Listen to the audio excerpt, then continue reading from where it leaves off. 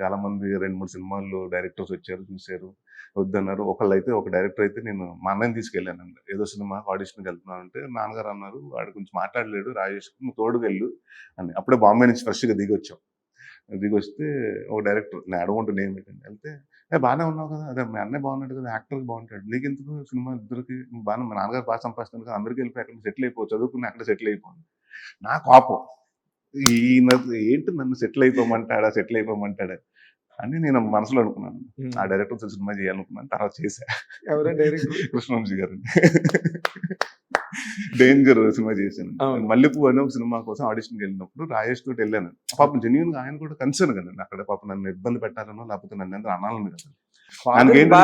కాదు కదా, ఆయన ఏమన్నానంటే ఒకటి మాట అన్నది ఏంటి, ఇప్పుడు మీ నాన్నగారు కానీ నాకు కానీ స్ట్రగుల్ అన్నది ఈజీగా రాలేదు. సక్సెస్ ఇక్కడ సక్సెస్ అంటే చాలా ఎంత తక్కువ మందికి ఉంటుంది. 100%లో ఒక 10% రేషియోకి సక్సెస్ ఉంటుంది, 90% ఉండదు. సో ఆ సక్సెస్ అవ్వకపోతే మాలాగా ఇక్కడ ఉంటుంది. నాకు ఇబ్బందులు తెలుసు కాబట్టి మీరు ఇబ్బందులు పడకూడదు అన్న మంచి కన్సర్న్ తోటి చదువుకుని హ్యాపీగా వెళ్ళిపోతే నీకు రేపన్న రోజుని ఇక్కడ సక్సెస్ అవ్వకపోయినా చదువు అన్నది ఒకటి ఉంటుంది, నీకు రేపు వ్యాపారం పెట్టుకుంటానికి ఉద్యోగం చేయడానికి ఉంటుందని అని ఆయన మంచితనంగా చెప్పారు. మనకేంటంటే నన్ను అవ్వనేమంటావా, నేను అవ్వలేను అనుకుంటావా, అది కదండి. దాని తర్వాత డేంజర్ సినిమాకి వెళ్ళినప్పుడు చెప్పానండి, గుర్తుందా సార్ ఆ రోజు మీరు నన్ను అమెరికా వెళ్ళిపోయి చదువుకోమన్నారు, ఇప్పుడు ఈ సినిమాలో నేను చేస్తున్నానంటే ఆహా అంతగా రెవెన్యూ అన్నట్టు. అలా కాదు సార్, మీరు చెప్పింది మంచి విషయానికి నేను అర్థం చేసుకున్నాను. ఫస్ట్ ఆ రోజు ఆవేశంగా ఏంటి అలాగన్నారు అనుకున్నాను, కానీ తర్వాత అర్థమైందండి. ఎందుకంటే మీరు they been in industry for a long time. So మీకు మీరు కష్టపడి రూపాయి లేకుండా వచ్చి మద్రాసు వచ్చి అక్కడ నుంచి మీ స్ట్రగుల్స్, అసిస్టెంట్ డైరెక్టర్ గా మీ స్ట్రగుల్స్, తినటానికి లేక ఉండటానికి లేక ఇలాగ మీ స్ట్రగుల్ అయ్యి ఆ స్ట్రగుల్ మీ పడకూడదని చెప్పారండి, ఒక మంచి ఇదిగా చెప్పారు. సో అదే చెప్తున్నాను కదండి, అంటే చాలా మందికి అవ్వలేడు అనుకున్న వాళ్ళకి అయ్యాను అని ప్రూవ్ చేసుకుంటాం కదండి. ఎక్కడో తెలియకుండా అందరూ కూడా నువ్వు అవ్వలేవు అని చెప్తుంటే ఒక కసి వచ్చిందండి. ఒక పాయింట్ ఆఫ్ టైంలో ఎందుకు అవ్వలేను అంటే ఆ కసి ఎవరి మీద కాదండి, మా అన్నయ్య మీదో లేకపోతే ఇంకొకరి మీద కాదు, నన్ను నేను ప్రూవ్ చేసుకోవాలి, నేను యాక్టర్గా నిలబడాలి అని. అక్కడి నుంచి ఐ వర్క్ హార్డ్ అండి. అండ్ సినిమాలు అలా దేవుడి దేవుళ్ళ సినిమాలు వచ్చింది. ఇందాక కృష్ణవంశీ గారు అన్నట్టుగా ఇప్పుడు ఎంత కాదన్నా you're born with silver spoon or golden spoon. మా నాన్నగారికి అదే భయం అండి. నేను అడిగినప్పుడు కూడా మా నాన్నగారు ఏంటంటే ఫస్ట్ నన్నే జాయిన్ చేశారు యాక్టింగ్ బ్యాచ్ లో. చేసిన తర్వాత నా దగ్గర ఎప్పుడు మాట్లాడలేదు. తర్వాత మా మదర్ ఎప్పుడో చెప్పారండి, నేను హీరో అయ్యాక ఒక 2-3 సంవత్సరాల తర్వాత చెప్పారండి.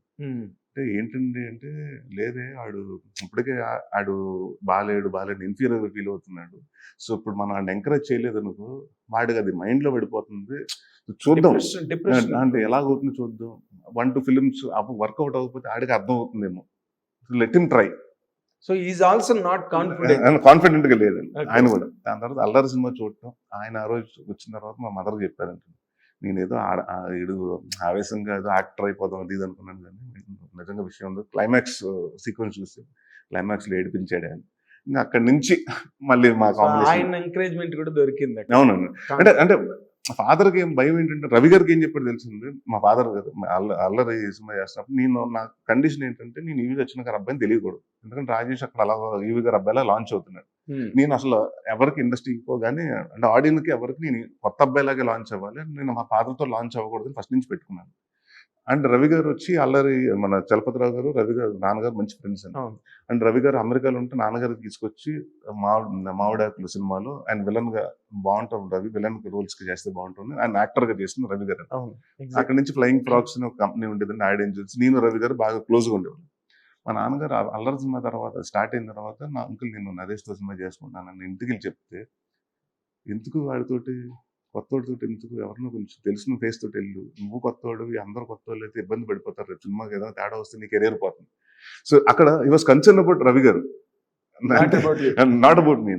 అండ్ నేను కూడా కథ నేను రవి గారు చేద్దాం ఉన్నాను వెళ్ళిపోయింది. మూడో రోజు చేస్తున్నప్పుడు కేబీఆర్ పార్క్ దగ్గర అక్కడ కూర్చుని కథ ఏంటో ఒకసారి నివాస్ చెప్పని రవి గారు చెప్పండి. అక్కడ ప్లాట్ఫామ్ మీద కూర్చుని రోడ్డు మీద అక్కడ చెప్పడం, పొద్దున్న 7ంటికి 7:30కి టీ తాగుతూ ఆయన ఒక 15 నిమిషాలు ఇలా ఉంటుంది లైన్ అని చెప్పారండి. అప్పటి వరకు కథ కూడా తెలియదు, కథ కూడా తెలియకుండా చేశాను సినిమా అల్లరి అండి.